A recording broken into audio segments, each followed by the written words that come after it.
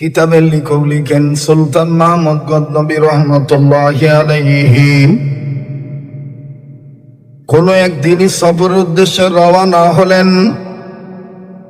প্রতিমধ্যে যখন আযান সময় হয়ে গেল, তিনি মনে মনে সিদ্ধান্ত নিলেন, সফর সঙ্গীদের সাথে মাশওয়ারা করলেন, যেহেতু এটা কয়েকদিনের লম্বা সফর, এই দিনই সফর, এই সফর আমি রাত্রেবেলায় করব না।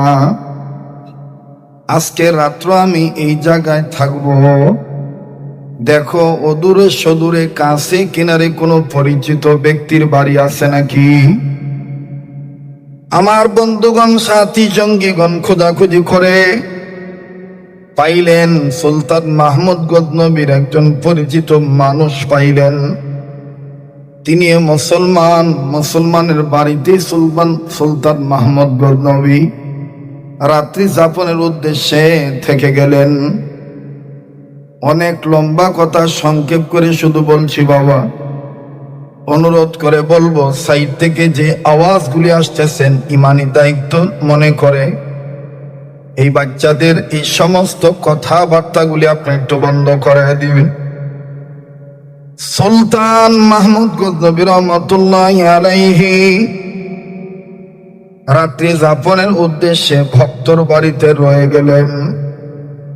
মাগরিবের নামাজ আদায় করলেন। মাগরিবের নামাজ আদায় করার পরে এশার নামাজের পূর্বেই তিনি রাত্রির খাবার খেয়ে নিলেন।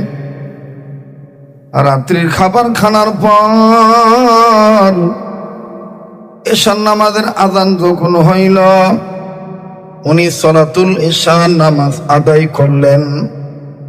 এশার নামাজ আদায় করার পর সুলতান মাহমুদ গজনবী তাড়াতাড়ি ঘুমানোর সিদ্ধান্ত নিলেন। বাড়িওয়ালা তাকে আলাদা রুমে নিয়ে গেলেন। বিছানাপত্র বিছায় দিয়ে বললেন, হুজুর, ওগো সুলতান মাহমুদ গজনবী, আপনি এই জায়গায় ঘুমান, আপনার জন্য এই বিছানাটা আমি রেডি রাখছি। সুলতান মাহমুদ গজনবী রহমতুল্লাহি আলাইহি উনি অজু বানাইয়া রাত্রিবেলায় ঘুমের জন্য যখন বিছানায় উঠলেন, বিছানায় ওঠার পর বালিশে যখন মাথা রাখবেন, বিছানার সাথে যখন তিনি পিঠ ঠেকাবেন, লম্বা হয়ে টান হয়ে শোয়ার জন্য যখন দুটি পা মেলে দিবেন, এমত অবস্থায় হঠাৎ করে নজর করে দেখতে পান পা যেদিকে মেলবেন, এ দুই পায়ের সাইডে কেমন জানি বাড়িওয়ালা কোরআন শরীফ রেখে দিছে। এটা কোরআন শরীফ রাখার দাগ। তার মানে সুলতান মাহমুদ গজনবীর পায়ের সাইডে কেমন জানি কোরআন দেখা যায়।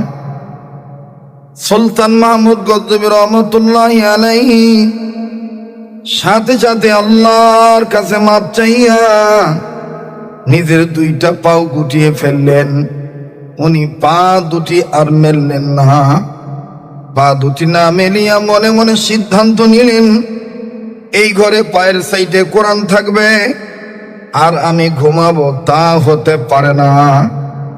এই কোরআন আমি পাশের ঘরে রেখে আসবো, অথবা মাথার সাইডে আমি কোরআন খানার রাখবো। আমার দ্বারা যেন কোরআনের সাথে বেয়াদবি না হয়। অনুরোধ করে বলবো, প্রিয় বাবারা, ভাইরা আমার, ও কাঠেলপুলবাসী, শিবু মার্কেট এরিয়ার বাপ ভাইরা, মা বোনেরা, দোকানদারেরা, গাড়িওয়ালা, বাড়িওয়ালারা, ধনীরা, গরিবেরা, নারীরা, পুরুষেরা, অরুণ তরুণেরা, নবীন প্রবীণেরা, বয়ানখানা আমলের নিয়তে শোনা চাই।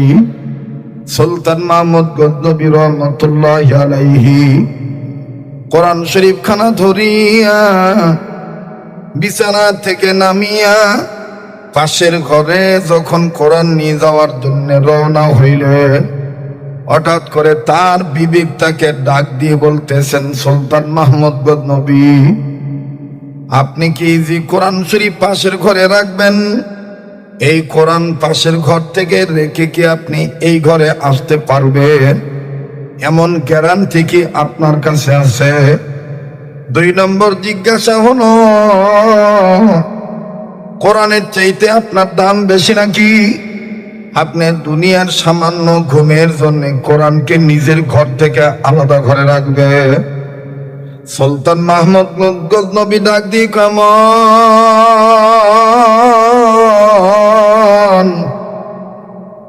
আসলে এই হায়াতের গ্যারান্টি আমার কাছে নাই। পাশের ঘরে কোরআন রাখিয়া এই ঘরে আসবো, সেই সময়ের গ্যারান্টি আমার কাছে নাই। কথা বলেন ঠিক না ব্যাঠি? আরো আওয়াজ দিয়া বলেন ঠিক না ব্যাঠি? ওই 3টা বাচ্চাকে ওখান থেকে একটু সরান তো ভাই। হ্যাঁ, এই যে এটি, এরা কথা বলতেছে, এটাকে সরান। এই টুপিওয়ালার এখানে বসান। হ্যাঁ, ওইটার বসান এখানে। আর এই সাইডে যে মেয়েরা দাঁড়ায় আছে, এদেরকে এখান থেকে একটু সরান। কথা বলতেছে, এদেরকে এখান থেকে সরাই দিন। আমার বন্ধুগণ, আমার ভাইরা, মায়া লাগা একটা ডাক্তার না, বলেন না আল্লাহ। হয় না, আবার জোরে বলেন আল্লাহ। সুলতান মাহমুদ গজনবী রহমতুল্লাহি আলাইহি ডাক দিয়ে বললেন, না না, কোরআনের চাইতে আমার দাম বেশি না। যাই হোক, আমি আর কোরআন ওই ঘরে রাখতে যাব না। কোরআন যেখানে ছিল ওখানেই থাকবে। প্রয়োজন বোধে আজ রাত আমি ঘুমাবো না।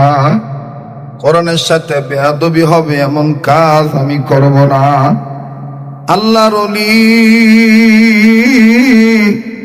সুলতান মাহমুদ গজনবী রহমতুল্লাহি আলাইহি, আমার বন্ধুগণ, পা দুটি মেললেন না। সারা রাত বিছানার উপরেই বসে বসে কাটাইলে তাহাজ্জুদের সময় যখন হইয়া গেল, বাদান প্লিজ দিলটা নরম করবে। তাহাজ্জুদের সময় যখন হইয়া গেল, সুলতান মাহমুদ গজনবী সালাতুল তাহাজ্জুদ আদায় করলেন।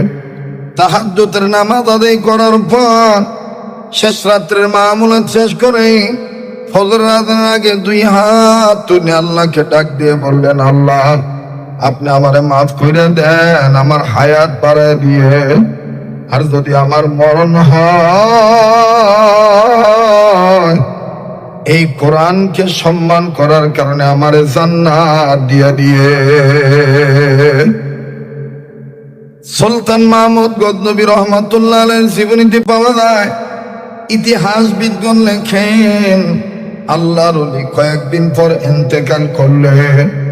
সুলতান মাহমুদ গজনবীর লাশ ধৌত করা হলো, কাফন দাফন সম্পন্ন হয়ে গেল, জানাজা কমপ্লিট হয়ে গেল। আমার ভাইরা, লাশ কবরে দেওয়া হয়ে গেল। সুলতান মাহমুদ গজনবীকে মাটি দেওয়ার 1 বছর, 2 বছর, 3 বছর পর কিতাবের লিখুক লিখে 1 নয় 2 নয়, 100 নয় 200 নয়, আমার বন্ধুরে 950 বছর পর, কেউ লিখেছেন 1001 বছর পরে, কোন এক কারণে সুলতান মাহমুদ গজনবীর কবরটা, কবরের পার ভাঙ্গা গেছে। কবরের পার ভাঙ্গার কারণে লাশ বাইর হয়ে গেছে। আমার ভাইরা, মহল্লাবাসী নজর করে দেখতে পায় কবরের মাটি সরিয়ে গেছে, কাফনের কাপড় সহ লাশ বের হয়ে গেছে। লাশ দেখা যায়। বড় আশ্চর্যজনক ঘটনা হইল, তৎকালীন সময়ের জমিদার লোকেরা পারিবারিক কবরস্থানের জন্য আলাদা মাটি ক্রয় করে রাখতেন। নিজের ফ্যামিলি লোকেরা নিজের মরলে এই জায়গায় শুইবে। পারিবারিক কবরস্থান আছে না নাই? জোরে বলেন, আছে না নাই? সুলতান মাহমুদ গজনবী রহমতুল্লাহি আলাইহি ইন্তেকাল করেছেন কত হিজরিতে? ওই মাহমুদ গজনবীর, সুলতান মাহমুদ গজনবীর মাথার কাছে সাইনবোর্ড লেখা আছে, এত হিজরিতে তিনি ইন্তেকাল করছে। শিক্ষিত ব্যক্তিরা নাম দেখতেছেন, সুলতান মাহমুদ গজনবী মারা গেছে কত বছর আগে, হিসাব করে দেখতেছেন 1001 বছর পর, 950 বছর পর, শত শত বছর পর লোকেরা নজর করে দেখলো লাশটা তাজা আছে, লাশটার কাফনের কাপড়ের রং নষ্ট হয় না। আওয়াজ দিয়ে বলেন না সুবহানাল্লাহ। আর একবার বলেন না সুবহানাল্লাহ। আমার ভাইরা, আমার বন্ধুগণ, কাফনে কাপড়ের রং নষ্ট হয় নাই, কাফনের কাপড়ের রং চলে নাই। এলাকার ছেলেরা যখন এই অবস্থা দেখলো, সবাই একে অপরকে বলা শুরু করলো, আহারে কবরের জিন্দেগি তো আসল জিন্দেগি। হযরত উসমান রাদিয়াল্লাহু তাআলা আনহু বলে, প্রতিটি মানুষের জন্য কবর হলো ইমিগ্রেশন কাউন্টার। কবর যদি কেউ বাঁচিয়া যায়, সব জায়গায় সে বাঁচিয়া যাবে। কবরে যদি কেউ ঠেকে যায়, সব জায়গায় সে ঠেকে যাবে। বাদান, যার কবর ভালো তার খবর ভালো, যার কবর ভালো নয় তার খবর ভালো নয়। এই কবর ভালো করার জন্য উম্মতের উলামায়ে কেরামদের পক্ষ হইতে আশরাফ মাওলানা, আমার বন্ধুগণ, আশরাফ আলী, তিনি কত কষ্ট করে এই মাদ্রাসাটা সাজাইছে, কত কষ্ট, চেহারার মধ্যে কত তার দুশ্চিন্তার ছাপ। চিন্তা একটাই, আমি কবরে জাহান্নামের আগুন থেকে বাঁচতে চাই। আমার আহলো পরিবার, প্রতিবেশী, ওনারাও যেন বেঁচে যায়। ধর্ম ব্যবসায়ী বলে গালি দিবেন না, ব্যবসায়ী বলে কটূক্তি করবেন না, ভিক্ষুক বলে অপমান করবেন না। এই কোরআনের পক্ষে থাকলে আল্লাহ আপনার সম্মান বাড়ায় দিবে। এলাকার সব যুবক বৃদ্ধ হাজির হইয়া গেল। হাজির হইয়া মনে মনে সিদ্ধান্ত নিয়ে নিল, এই কাফনের কাপড়টা এত তাজা, এই কাফনের কাপড় রং নষ্ট হয় নাই, পুরানো হয় নাই, মনে হয় গতকালকে মাটি দিছে, অথচ হিসাব দেখতেছি 1000 বছর হইয়া গেছে। মুহূর্তের মধ্যেই বেনামাজিরা ডাক দিয়ে কয়, মালিক, যদি এই কাফনের কাপড়টা খুলিয়া সুলতান মাহমুদ গজনবীর চেহারাটা দেখতে পারতাম, যদি দেখি সে ভালো আছে, তার লাশ ক্ষয় হয় নাই, তার চেহারা নষ্ট হয় নাই, আমি তোমার বান্দা ওয়াদা করতেছি, জীবনে নামাজ ছেড়ে দেব না। আল্লাহু আকবার। ছবি দেখি লাশটা ভালো আছে, মদখোর বলতেছে আমি আর জীবনে মদ খাবো না। যদি দেখি লাশটা ভালো আছে, আমি আর জীবনে গুনাহ করব না। এই মাতব্বরি করে অনেকে সিদ্ধান্ত নিয়ে নিল, তাহলে সুলতান মাহমুদ গজনবীর লাশটা বাইর করা হোক, তার মুখটা দেখা হোক। হঠাৎ করে পিছন থেকে উম্মতের কয়েকজন আলেম ডাক দিয়ে বলতেছেন, বাবারা, ভাইরা, নিজেরা পণ্ডিতি করিয়া লাশ খোলা যাবে না, যেহেতু তার লাশ একবার দাফন হয়ে গেছে, শেষ গোসল তারে দেওয়া হয়ে গেছে। মিনহা খলাকনাকুম ওয়া ফিহা নুইদুকুম ওয়া মিনহা নুখরিজুকুম তারাতান উখরা বলে মাটি তার কবরে দেওয়া হয়েছে। বিসমিল্লাহি ওয়া আলা মিল্লাতি রাসূলিল্লাহ বলে মাটি তার কবরে দেওয়া হয়ে গেছে। ভাইজান, আশেপাশে আজান হলে ঘাবড়াবেন না, এখানেও আজান হবে, বড় জামাতে নামাজ আদায় হবে। আমাকে কথাটা শুধু একটু বোঝানোর সুযোগ দেয়, নিজেও বোঝার জন্য, আপনাদের বোঝানোর জন্য ছোট্ট একটা বয়ান আমি আপনাদের দিলের মধ্যে ঢুকানোর চেষ্টা করতেছি। এবার উম্মতের আলেমগণ চিন্তা করে দেখলেন, বেনামাজিরা নামাজি হয়ে যাবে। সুলতান মাহমুদ গজনবীর লাশ যদি তাজা থাকে তা দেখিয়া গুনাহগাররা গুনাহ ছাড়িয়া দিবে। যদি সুলতান মাহমুদ গজনবীর লাশ ভালো থাকে, তাইলে তার চেহারা দেখি তারা আল্লাহ হয়ে যাবে। ঠিক আছে, এই লক্ষ্যে কল্যাণের দিকে চিন্তা করে জায়েজ হবে তার লাশটা দেখা। খোলো তার চেহারা, খোলো। এইবার চেহারা খোলা হইল। আমার বন্ধুগণ, আমার বাবাজিরা, কাফনের কাপড় যখন মুখের কাপড়ের কাপড় খোলা হলো, উম্মতের উলামায়ে কেরামগণ লেখেন, মায়ের কোলে বাচ্চা ঘুমাইলে যেমনি শান্তিতে ঘুমায়, আবার মাঝে মধ্যে হাসি দেয়, এইরকম করে লোকেরা নজর করে দেখতে পায়। সুলতান মাহমুদ গজনবী মনে হয় আরামের ঘুম, শান্তির ঘুম ঘুমায়।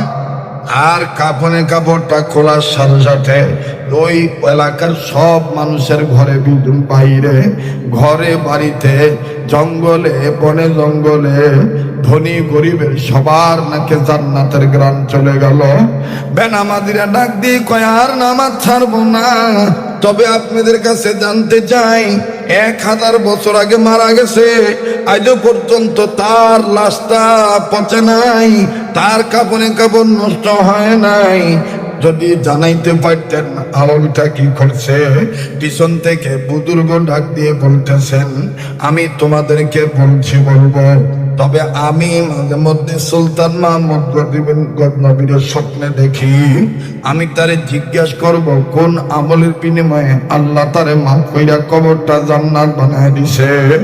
এবার বুজুর্গ স্বপ্নের মাধ্যমে সুলতান মাহমুদ গজনবীকে জিজ্ঞাসা করতেছেন, ওগো আল্লাহর ওলি, 1000 বছর পরও আপনার লাশ পচে নাই, আপনার কাফনে কাপড় নষ্ট হয় নাই, কবরে জিন্দেগি যার ভালো তার সব ভালো, আমি আপনার কাছে জানতে চাই আমলটা কি। সুলতান মাহমুদ গজনবী ডাক দিয়ে কয়, একটা আমল নয়, আমার আমল মূলত 2টা। এই 2টা আমল আল্লাহর কাছে এত পছন্দ, এটা আমার জানা ছিল না। আমার বন্ধুগণ বুজুর্গ ডাক দিয়ে বলতেছেন, ওই 2টা আমল কে কি আমল একটু যদি বলতেন বাজান আশ্চর্য হয়ে যাইবেন। জামিয়া দারুস সাইদ পুরুষ মহিলা মাদ্রাসায় এই 2টা আমল শিক্ষা দেওয়া হয়। যে 2টা আমল জীবিত অবস্থায় করতে পারলে আল্লাহ কবরটা জান্নাত বানায় দিবে। সুবহানাল্লাহ। আল্লাহ তাআলা আপনার লাশকে অক্ষত রেখে দিবি, রাসূলের সাথে হাসর নসিব করে দিবে। এই 2টা আমলের কথা কি আপনারা শুনবেন? কারা কারা শুনবেন একটু হাত তুলে দেখা। নারায়ে তাকবীর, নারায়ে তাকবীর। হাত নামান। আমি অবশ্যই আমলের কথাটা বলবো, তবে এই যে আমি অসুস্থ মানুষ, অসুস্থতা নিয়েও আমি হাজিরা দেওয়ার জন্য আসি। দিল বলে আজকের মজলিসের দোয়া আল্লাহ কবুল করবে। মুফতি নূর হোসেন নুরানি কারা নির্যাতিত আলেম, মাজলুম আলেমে দিন, তিনি হাত তুললে আল্লাহ দোয়া ফিরে দিবেন না। আমার অত্যন্ত পরম শ্রদ্ধার একজন বড় ভাই, আমার বন্ধুগণ, আমার ভাইরা, আপনারা আমাকে মহব্বত করেন। আল্লাহ পাক প্রত্যেকটা বছর গোটা রমজান মাস মদিনায় রেখে দেয়। শুধুমাত্র করোনার বছর আমি যাইতে পারি নাই, কেননা মহামারী করোনার কারণে, কোভিড-19 কারণে বাবাজি অনেক রাষ্ট্রের ভিসা তৎকালীন সৌদি সরকার বন্ধ করে দিয়েছিলেন রোগ থেকে বাঁচার জন্য।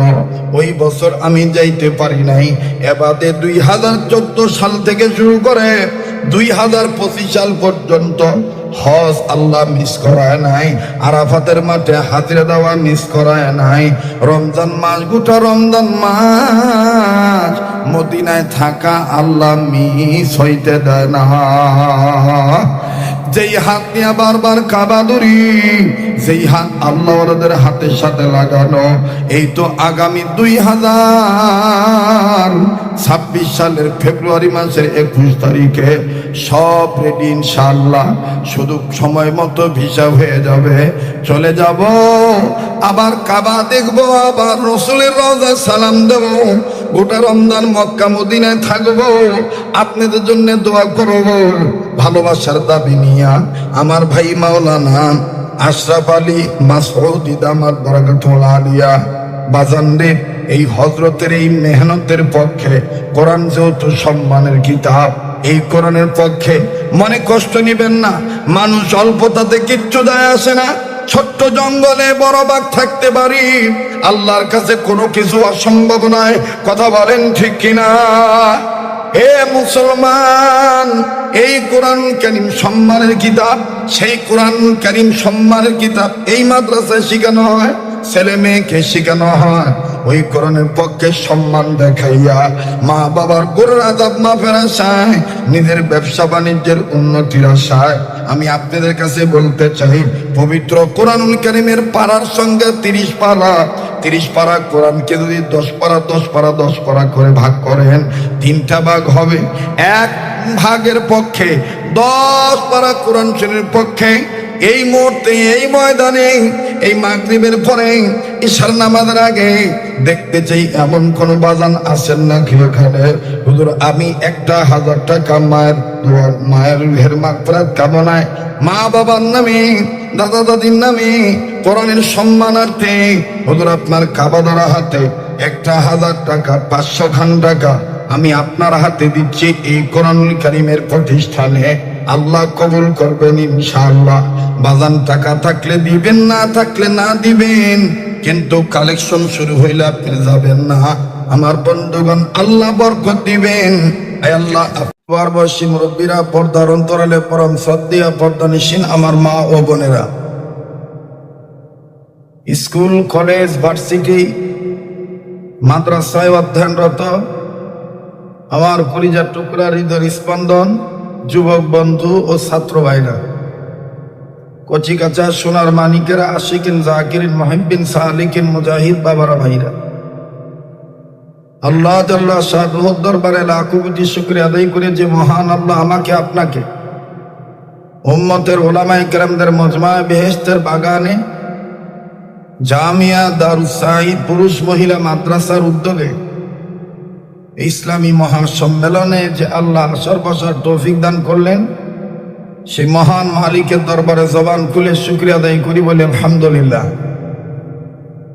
কর্তৃপক্ষকে বলবো, চতুর্দিকে যে আওয়াজ হইতেছে, যারা কথা বলতেছে আওয়াজগুলো বন্ধ করে দিবেন। পিছনে যারা দাঁড়ায় আছেন, এখানে স্বেচ্ছাসেবক রেডি করে দিয়ে সবাইকে দ্বীনি দাওয়াতের উসুল অনুযায়ী, নিজাম অনুযায়ী মহাব্বত করে দাওয়াত ও তাবলীগের উসুল অনুযায়ী সবাইকে ভিতরে প্রবেশ করায় দেওয়া। যে সমস্ত বাচ্চারা দৌড়াদৌড়ি করতেছে তাদেরকে থামায় দেওয়া।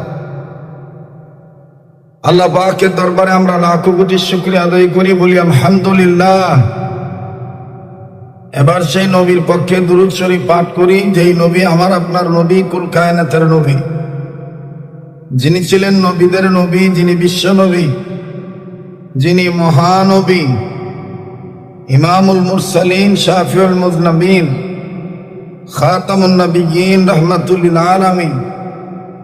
আসুন সেই দয়ার নবীর পক্ষে উচ্চ আওয়াজে আশিক রাসূল হয়ে দুরূদ শরীফ পাঠ করি। সবাই পড়ি সাল্লাল্লাহু আলাইহি ওয়াসাল্লাম। আবার বলেন সাল্লাল্লাহু আলাইহি ওয়াসাল্লাম। আর একবার বলেন সাল্লাল্লাহু আলাইহি ওয়াসাল্লাম। পবিত্র কুরআনুল কারীম মহা সম্মানের কিতাব। এই কুরআনুল কারীমকে সম্মানের কিতাব করে দিয়েছেন মহান আল্লাহ। এই কুরআনুল কারীমকে যারা সম্মান করবে, মহব্বত করবে, ভালোবাসবে, আল্লাহ তাদেরকে দুনিয়ার জিন্দেগিতে, আখিরাতের জিন্দেগিতে সম্মানিত করবেন, ভালোবাসবেন, বিনিময়ে জান্নাত দান করে দিবেন। সুবহানাল্লাহ। সেই কুরআনুল কারীমই এই জামিয়া দারুস সাঈদ পুরুষ মহিলা মাদ্রাসা বিশুদ্ধভাবে শিক্ষা দেওয়া হয়, দীক্ষা দেওয়া হয়। সুশিক্ষার ফল কেন্দ্র, সুশিক্ষার মাদ্রাসা প্রতিষ্ঠান জামিয়া দারুস সাঈদ পুরুষ মহিলা মাদ্রাসা। আমাদের ভাই মাওলানা আশরাফ আলী মাসউদি সাহেব অত্যন্ত পরিশ্রমী মানুষ।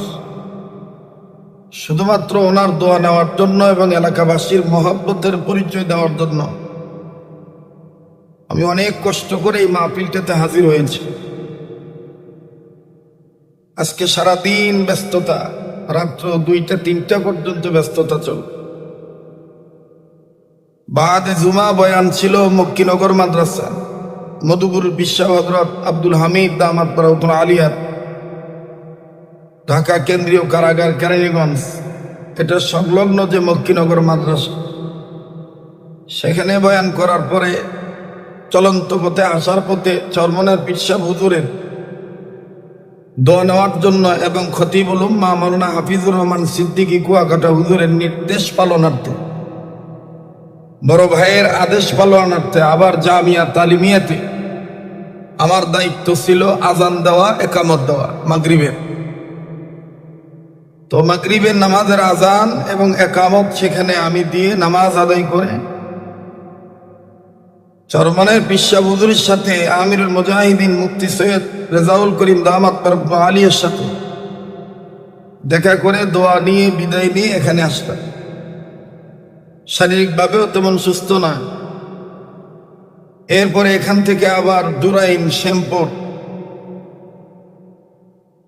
স্কুল অ্যান্ড কলেজ মাঠে, ওটা শেষ করে আবার ঢাকা কেরানীগঞ্জ জিঞ্জিরা এলাকা।